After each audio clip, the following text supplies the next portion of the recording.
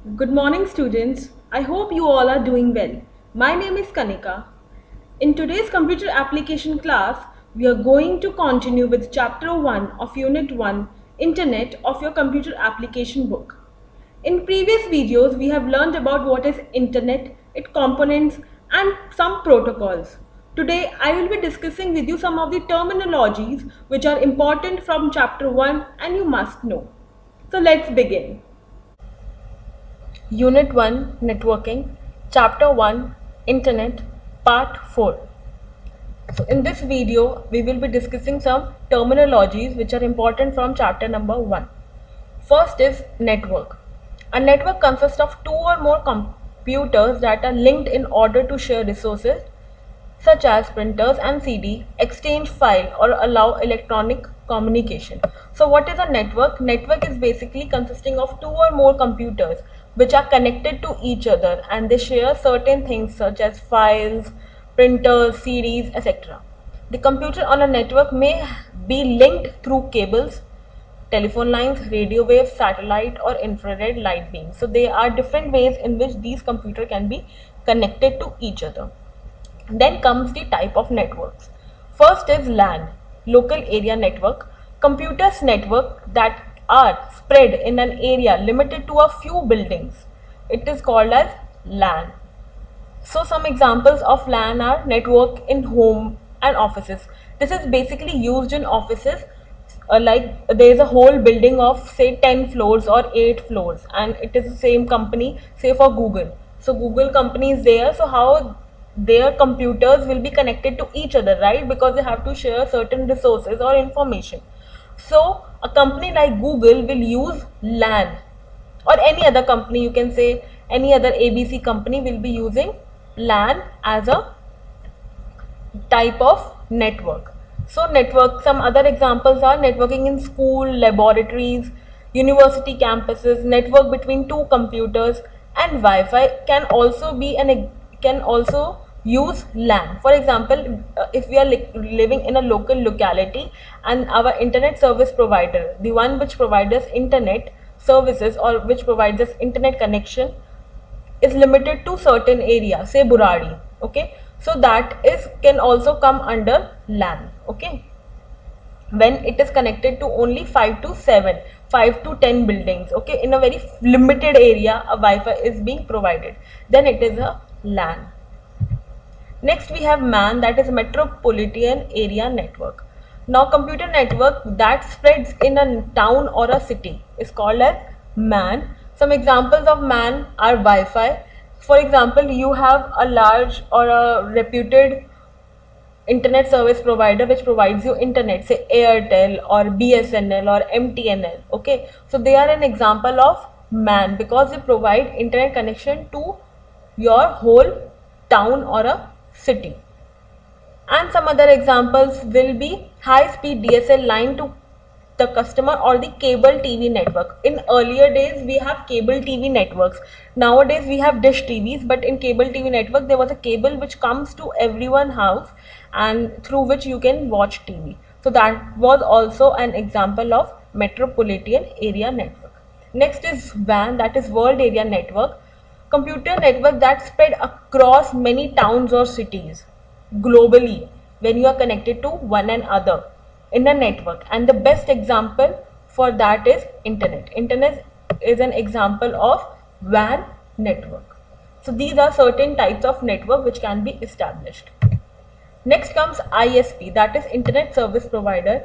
An internet service provider is an organization that provides services for accessing, using or participating in the internet.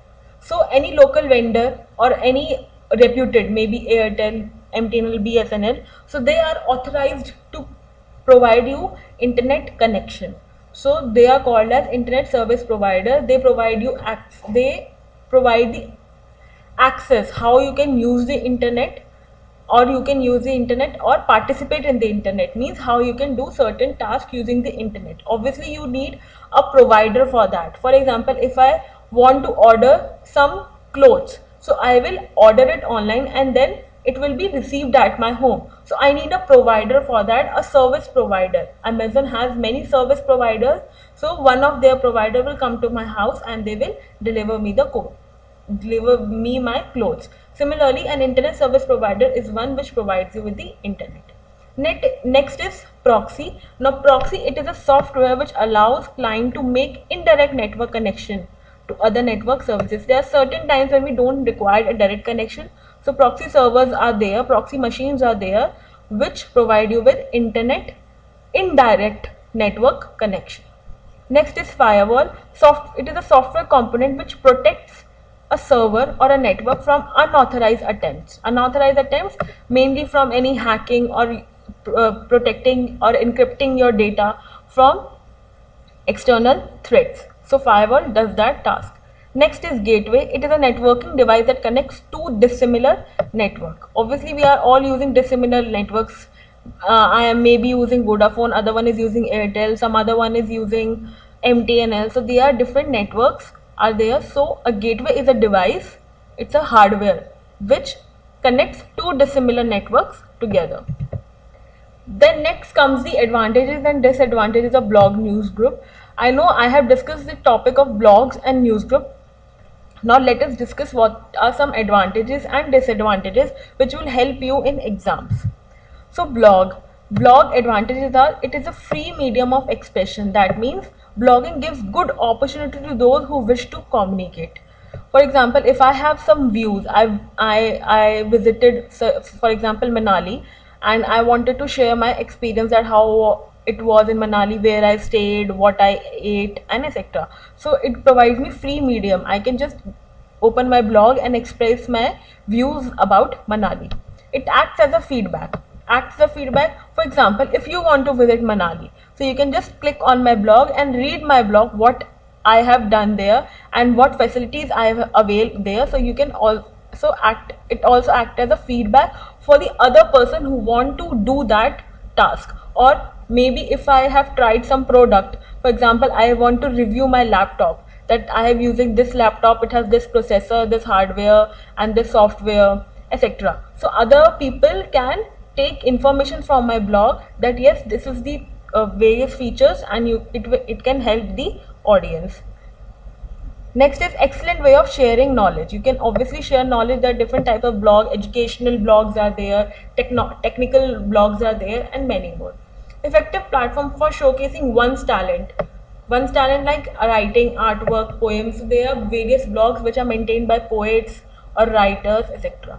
Disadvantage, it kills a lot of time, right? It kills a lot. Once you start watching a blog, it's like a loop. You keep on watching more and more, so it's waste your time. Maintaining a blog is difficult. Why it is difficult? If a blog is not updated time to time, readers may lose interest. You need to engage your viewers. You need to engage them with good content. If you don't put content on your blog, then they may lose interest and your viewers will go down. Next are advantages of news group. It provides well-structured platform for topics of interest. Like-minded people, if you are interested on some topic, for example, nowadays, if you can say coronavirus is going a lot, or a vaccine about it, you want to discuss about like-minded people, so you can go on a news group and you can discuss about that topic. It has a well platform where you can do that. It is easier to search. Two members of news group can communicate with each other in private, and that is called as back channeling. It is accompanied with FAQs. FAQs means frequently asked question. So there are certain set of questions are there which helps you understanding better. Individual post stays for duration of 24 hours or a week. So they don't stay a lot, and it doesn't affect how much data or memory you have. It will automatically be deleted after some time. And disadvantages, it is not a quick way to communicate. It is not quick as email. You need to be aware about the potential flaws. Potential flaws means that the other person who is posting is also a human being. So their opinions might be different from you. They might be giving you some wrong information. So it is not that authentic, because people are just sharing your views. So you have to be careful about that. News group can lead to spamming. Yes, they can get your information as you are sharing your email ID and all that. So they can spam your email ID with some promotions and all. Then next topic is website address. So there was one doubt in this week class. There was a confusion between domain and URL. So I decided to give a brief about what is a website address. So website address, as you can see, it can be defined as this. Whatever website is there, you can write it in this form. Okay, so first is protocol. Now what is protocol? It specifies the application level of the protocol necessary to communicate with the server. Now you know what is a protocol. So protocol helps in deciding what type of communication protocol you are using. So here are some protocols which are used in a website address. HTTP is the most commonly used. Then we have FTP for file transfer, used by web servers and clients, transfer of files to the server. Then we have SMTP, these are for mail. Then we have network news transfer protocol, these are used by new users and client, transfer of news services. Okay, next we have is www. Www is World Wide Web. You are accessing the World Wide Web, right? So we are addressing www. Then we have website, that is the name of the website which you are searching upon. Then we have domain name. So www is World Wide Web, and website name gives the names of the server being referred to. Okay, next is domain name. Now what is domain name? This is the name of a domain or website referred to in the URL. Each server resides in one and only one domain. Two categories of domain are functional domain and geographical domain. So domain basically tells you what type of website you are using. Website name can also be called as domain name, and domain name can also be called as domain extension. Okay, so there are two types of domain. Let us see the example further, you will understand it better. So first is functional domain. You must have seen .com, .org, .edu, .net, gov, mil. So these are all functional domain. It tells you what type of website it is. If it is written .com at the end, it means it's a commercial website. You can quickly think of any website which has a .com at the end, right? Amazon.com, Flipkart.com, and eBay.com. So these are commercial websites. Then we have edu. Edu websites are used for educational purposes. Okay, so there are certain CBSE or KVS websites that have edu in them. Then we have net websites. Then we have .gov.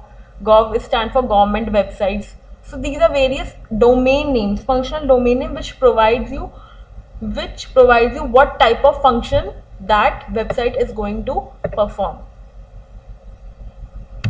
Next is geographical domain. You have also seen that cbse.nic.in. okay, and then there are certain websites with .uk, with .jp. So they tell you which country's server you are using.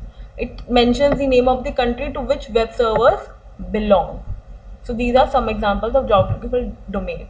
Now if you see, if I write http://www.google.com. So HTTP begins most of the web addresses, tells the internet browser what protocol you are using. So it tells you what protocol you are using. Then www stands for World Wide Web.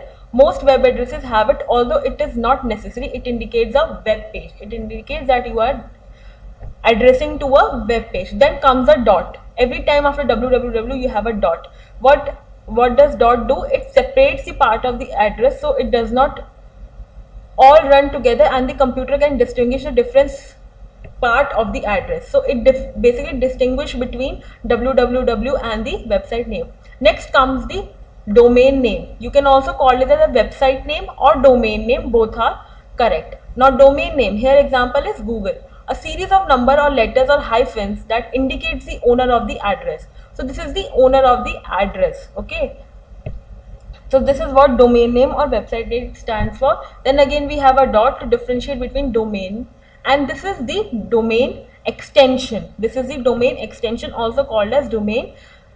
It tells what type of web page you are using. For example, .com commercial, .org non-profit organization, .edu education, .net internet related, .gov and so on, or .uk or US, which are geographical domain extensions. So now I hope you understand what is the difference between, and this complete http://www.google.com is called as a URL. Okay.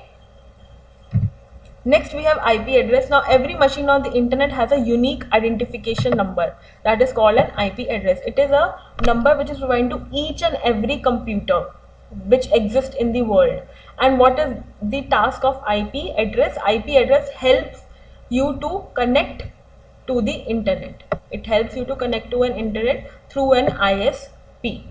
So IP address look like this. This is a binary form of a IP address. It is understood by a computer. As you can see, it is in zeros and one.